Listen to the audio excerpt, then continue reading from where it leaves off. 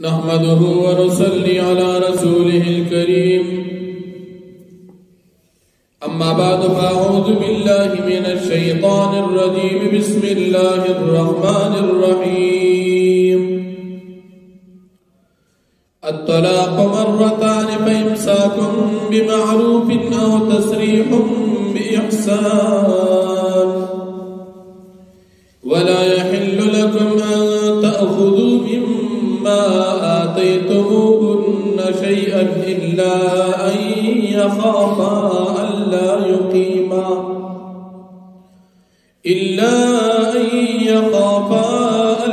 युक़ीमा हुदूदल्लाह।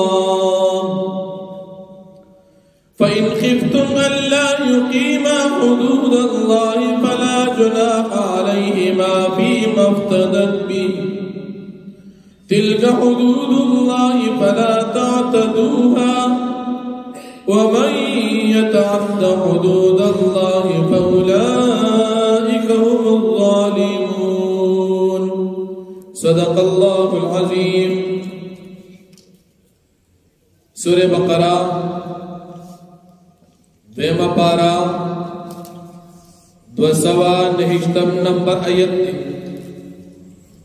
दे रुको द मक्के रुको सरा रबतो मुनासबत दादी कि मक्के रुको कि हम द तलाक जिक्र हो और पदे रुको कि हम द तलाक जिक्र दे। हजरत उरवा इब्न जुबैर रज़ी अल्लाह अन्हु फरमाई कि सलाम पर इब्तिदाई दौर की खल्क बाद तलाक़ो प मामला की बेपरवाही कोला शरीयत दागीद पारा हद मुकर्रर को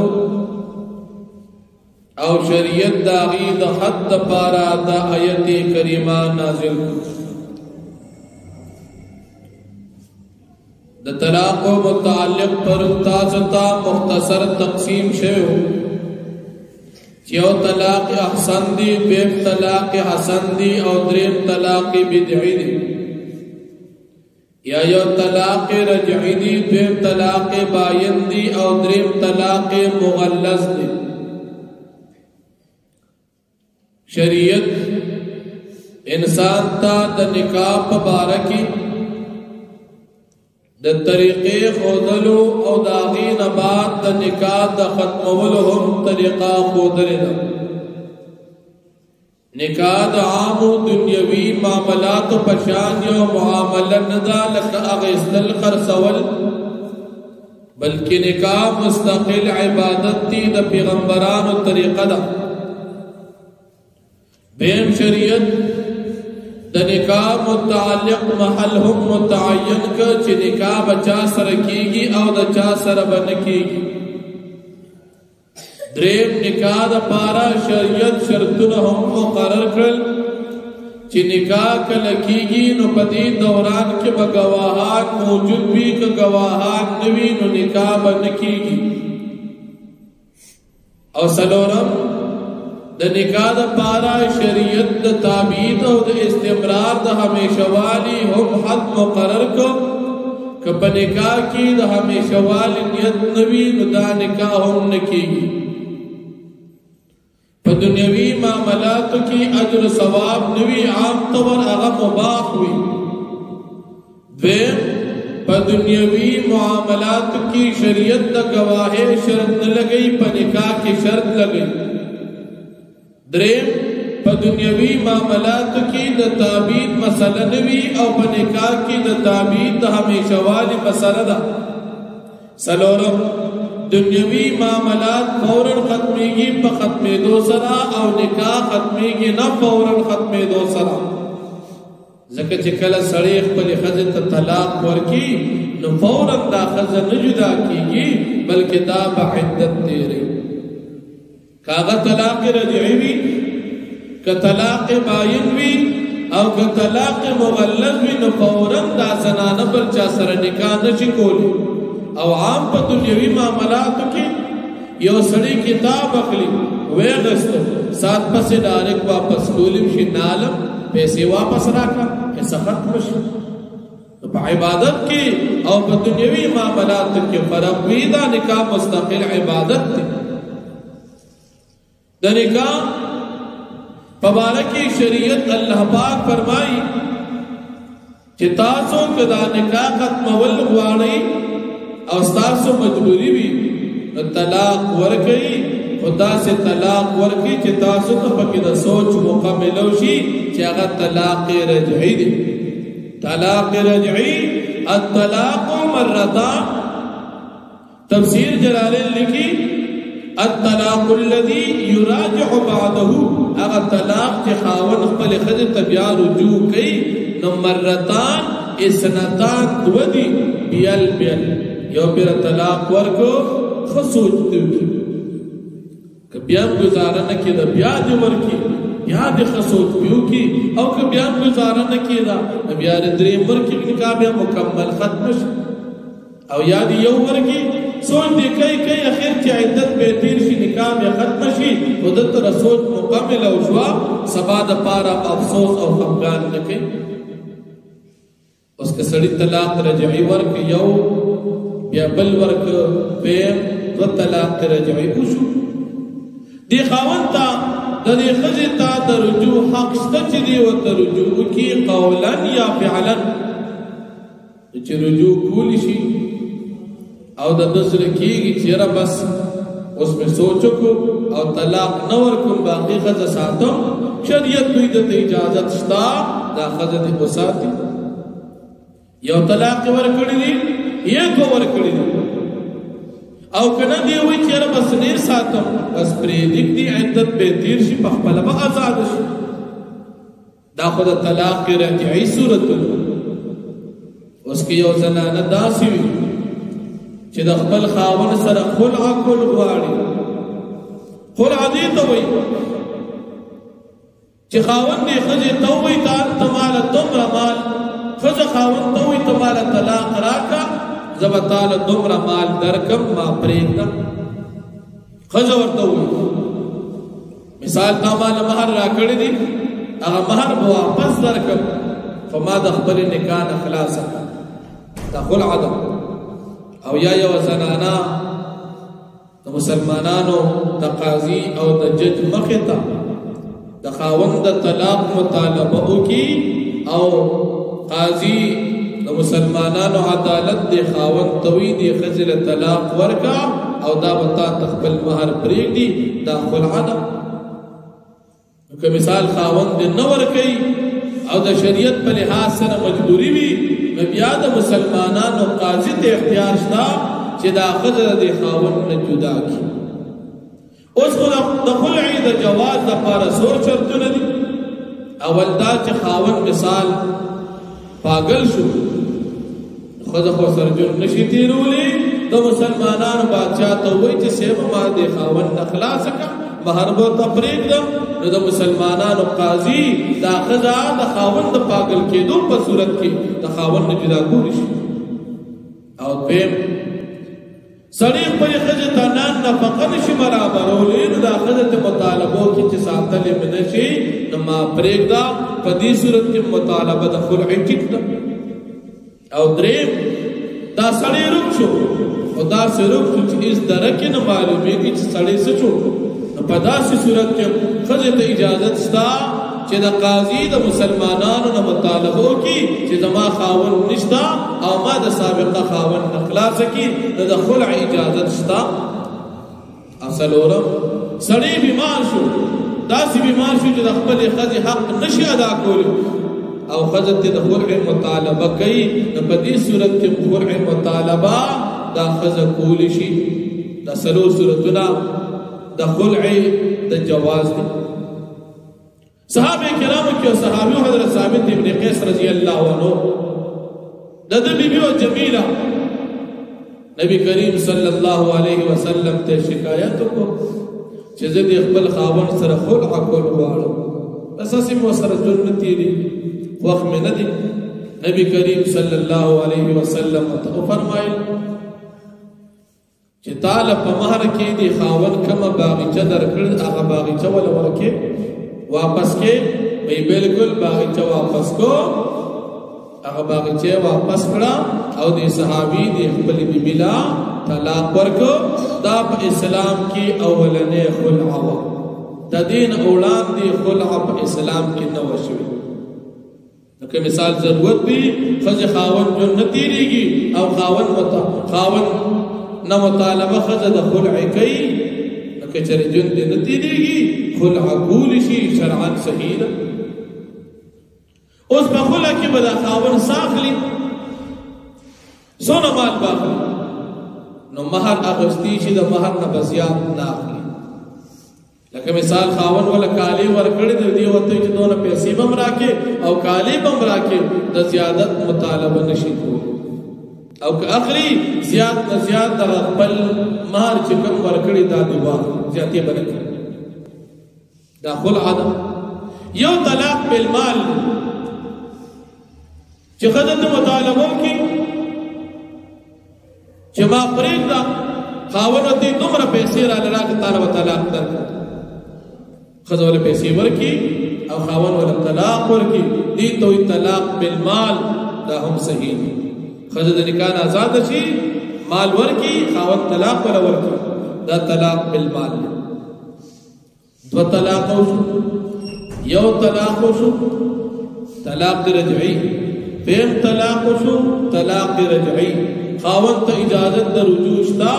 که رجوع کوي او دي کی کنه کوي نه دي کی. اغه سره که مثال یو طلاق نه بعد د خځې عدت تیر شو یا درې دو طلاق نه بعد د خځې عدت تیر شو، نو د دې نه بعد د خځه په دې خاون حرام شو، دا دنه باین جدا شو. اوس که چره سوچ راغی چیرې ما خاصم یو یا دو طلاق ورکړي دي او بیا به دوباره نکاح وکړو، نو خالی تجدید د نکاح کول شي، د نور څه ضرورت پکې نشته. صرف نکاح باندې وکړو، خو د خځې رضامندي پکې شرط. لکه سړی چې خځې سره واده کوي د خځې رضا نه وي نکاح نه کیږي. نو چې خځې رضا وي او د یو یا دو طلاق نه بعد عدت کی رجوع نه د کړي خاوند او عدت تیر شو طلاق باین واقع شو، او د باین په صورت کې د دې خځې سره د خاوند نکاح کیږي، نوې نکاح به اوستړي نور ضرورت نشته. او یا خلع وکړه، خځې ولا مال ورکو خاوند طلاق ورکو یا خاوند جدا کړه، نو په داسې صورت کې د خلع په صورت کې هم طلاق باین واقع کیږي. لږ وخت بعد سوچ وکړو چې را کور ما سي ګډوډ شو او دا کور په بیا آباد کو، هم دغه خځې سره خالی نکاح نه ویو کی او دوباره یې خځه کوي ټیک ټیکول شي. دا په صورت کې چې طلاق یو دی یا دو دی او یا طلاق باین. اوس د دې نه بعد خاوند راو لګېدو د خپل خځې له دریم طلاق ورکو، یوې اول ورکړی دی، دویم ورپسې ورکو او ورپسې دریم ورکو. نو چې دریم طلاق ورکو اوس بس شي. دریم طلاق نه بعد خځه حرام شوه، دې ته ویل شي طلاق مغلظ. دې سره خځه داسې حرام شوه چې نه ورته خاوند رجوع کولی شي، نه ورسره نوې نکاح کولی شي. د دې خاوند دپاره دا ښځه حرام شوه. بس که مثال دا ښځه وایي زه اول خاوند له راځم بیا، نو داسې به نه راځم. د دې نه بعد دې ښځې دپاره بیا یو صورت شته، بل خاوند سره نکاح وکړه، دا بل خاوند سره نزدېکت وکړه، بل خاوند بیا پرېښوده، نو چې هغه پرېښوده او د هغې نه بعد دا ښځه بیا وایي چې اول خاوند سره بیا نکاح کولی شي، او که نه هغې نه پرېږدي یا بل خاوند ونه کو، نو ټول عمر هم دې خاوند اول ته نشي راتلی. ځکه درې طلاق سره ښځه حرام وګرځېده. دا د طلاق درې قسمونه شو: طلاق رجعي، طلاق باین او طلاق مغلظ. یو یا دوه الفاظ طلاق، نو په دې صورت کې طلاق رجعي رجوع کولی شي. او چې کله درې شو، نو که درې په یو مجلس کې لکه یو سړی دی او سب کو سره راغلی او ډالې ښځې ته وایي چې ته په ما په درو طلاق په یو ځای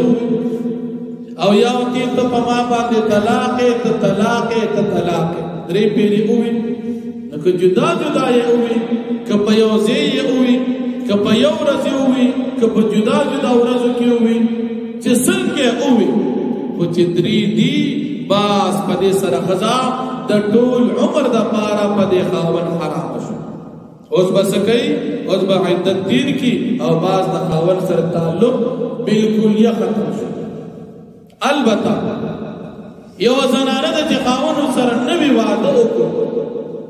صرف نکاح یې تړلې د لال میلاو شوي ورسره نه دي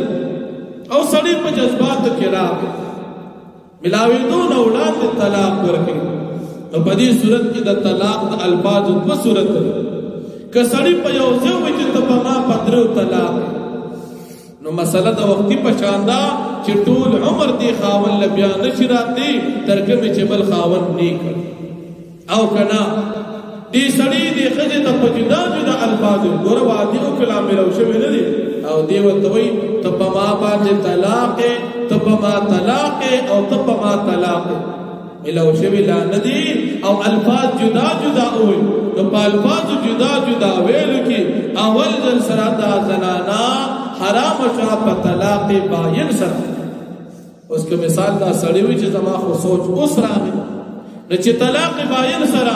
حرام شوه د دویم او د دریم طلاق لپاره محل پاتې نه شو اوس که دا سړی وي چې دا ښځه ساتم نکاح به صرف نوې وتړي صرف یو طلاق وشو دا دویم او دا دریم ونه شو خو دا باغه صورت کې چې واده یې نوې کړی دي نزدېکت یې نه دی کړي او صرف درې پیرې ووي طلاق طلاق طلاق خو جدا جدا الفاظو سره ووي نو که په یو ځای ویلي خو قصه ختمه شوه او که نه په جدا جدا ویلي طلاق باین واقع شو نوی نکاح به تړي هغې نه بعد سره دا خاوند بیا ژوند تېرولی شي دا په هغه صورت کې چې خاوند میلو شوي نه دي اوس درې طلاقه خاوند ښځې له ورکړل ښځه حرامه شوه دا مذهب د اهل السنه والجماعت څلور مذهب مسلمانان وایي چې خاوند ښځې له درې طلاقه ورکړل په یو ځای یا جدا جدا په یوه ورځ یا په جدا جدا ورځو کې په یو مجلس کې ورکړل یا په جدا جدا مجالسو کې که جدا جدا کلماتو سره ورکړل که په یوې کلمې سره خو چې درې یې ورکړل قصه د ټول عمر دپاره ختمه شوه دا مذهب د څلور مذهب مسلمانان څلور مذهب مسلمانان وایي که د دې نه بعد دا ښځه د دې خاوند سره ژوند تېروي دا به ټول عمر زنا کې شمار کېږي مسله باندې ښځه پوهېږي نن یې خلاصه وې سبا به انشاءالله بیا دلایل وي سړي ښځې ته ووې درې پیرې ورسره ملو شوي چې دي یا په جدا جدا یا یو ځای چې څنګه یې ووې خو چې درې یې ووې چې ته په ما په درو طلاقو طلاق باس د دې خاوند او د ښځې تعلق مکمل ختم شو دا د قرآن د سنت د اجماع د قیاس د څلور مذهب د مسلمانان اتفاقی عقیده ده سره باندې پوه شوئ دې نه بعد که چېرې دا خاوند یې ښځې سره ژوند تېروي نو صورت یو هغه دا چې دا ښځه چې په درېو طلاقو طلاقه شوې ده دا به بل میړه وکړي بل واده به وکړي د هغې نه بعد که هغه بل خاوند کلم طلاق ورکړو ملاوېدو نه پس او بیا عدت تیر شو او د هغې نه بعد بیا وایي چې زه به واده کوم خو دې اول سره به بیا وکړم نو بیا کولی شي دې نه علاوه بله لار په شریعت کې د دې زنانه دپاره نشته بغیر د دې نه خاوند سره دې ژوند تېرول حرام بچی پیدا کېدل اولاد الزنا او د دې ژوند تېرول د قرآن خلاف او د قرآن په دشمنۍ کې که خاوند تیری که ښځې تیری نو د دریو طلاقو نه بعد د دې ژوند تېرول دا د قرآن دشمني ده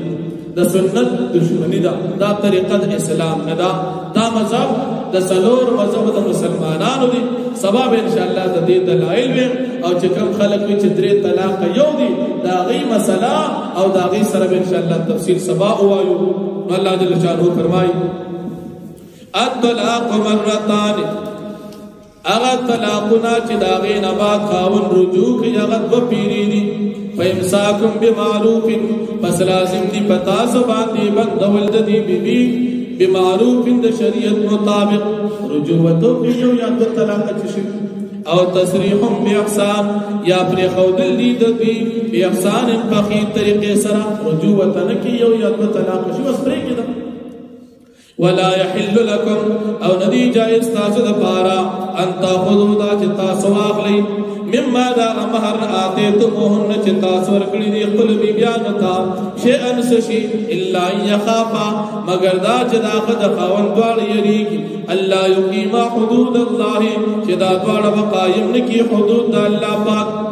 نخلعو کی خاون لا خزا مہر ورکی او خاون دی پریک دی طلاق ورکی خلعو کی بس خلاص چھ